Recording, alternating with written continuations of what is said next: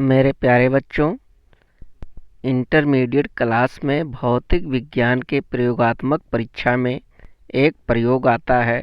समतल दर्पण और उत्तल लेंस की सहायता से जल का अपर्तनांक ज्ञात करना।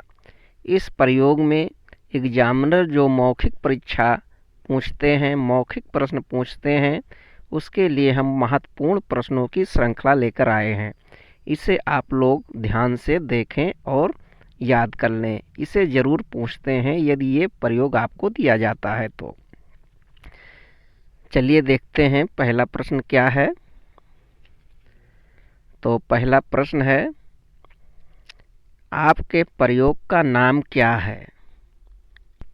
इसे दूसरे प्रकार से भी पूछ सकते हैं, आपके प्रयोग का उद्देश्य क्या है।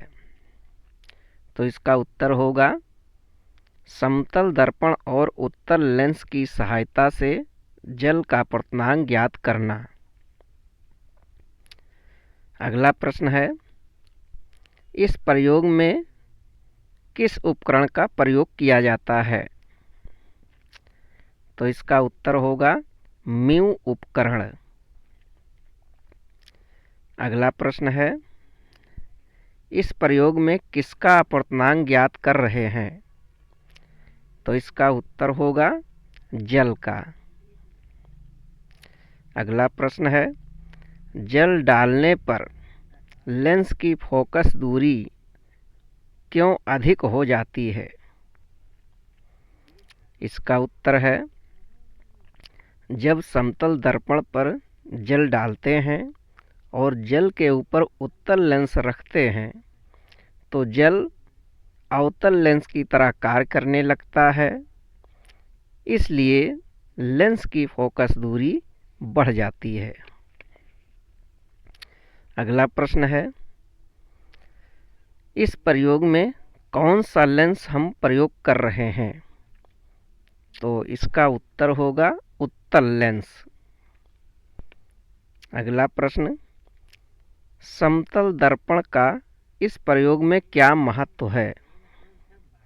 तो इसका उत्तर होगा समतल दर्पण प्रकाश किरणों को परावर्तित कर देता है और परावर्तित किरणों द्वारा फिर उत्तल लेंस की सहायता से प्रतिबिंब बनाया जाता है। अगला प्रश्न है, अपर्तनांक किसे कहते हैं। तो इसका उत्तर होगा दो माध्यम में प्रकाश की चाल के अनुपात को पहले माध्यम के सापेक्ष दूसरे माध्यम का अपर्तनांक कहते हैं। अगला प्रश्न है, अपर्तनांक का मात्रक क्या होता है। तो इसका उत्तर होगा कोई नहीं। अगला प्रश्न है, उत्तल लेंस की पहचान कैसे करेंगे। तो इसका उत्तर होगा उत्तल लेंस बीच में मोटा होता है और किनारे पर पतला होता है। अगला प्रश्न है, इस प्रयोग में कौन कौन सी महत्वपूर्ण सावधानी रखनी चाहिए। तो इसका उत्तर होगा, इस प्रयोग में जब हम समतल दर्पण पर जल डालते हैं तो जल अधिक नहीं डालना चाहिए। जल उतना ही डालना चाहिए जिससे लेंस की बाहर ना निकलने पावे, मतलब लेंस के चारों तरफ पानी निकलने ना पावे। अगला सावधानी होगा, जब हम प्रतिबिंब देखते हैं तो प्रतिबिंब और पिन दोनों को एक दूसरे के आमने सामने दिखना चाहिए और सिर को दाएं बाएं करने पर पिन और प्रतिबिंब दोनों साथ साथ चलना चाहिए, मतलब कोई लंबन नहीं होना चाहिए।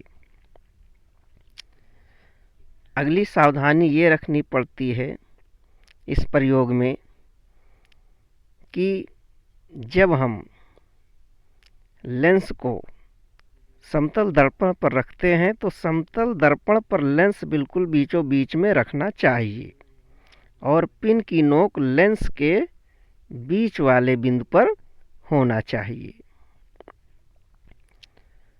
तो इस प्रकार से ये महत्वपूर्ण प्रश्न आपने देखा। वीडियो देखने के लिए बहुत बहुत धन्यवाद।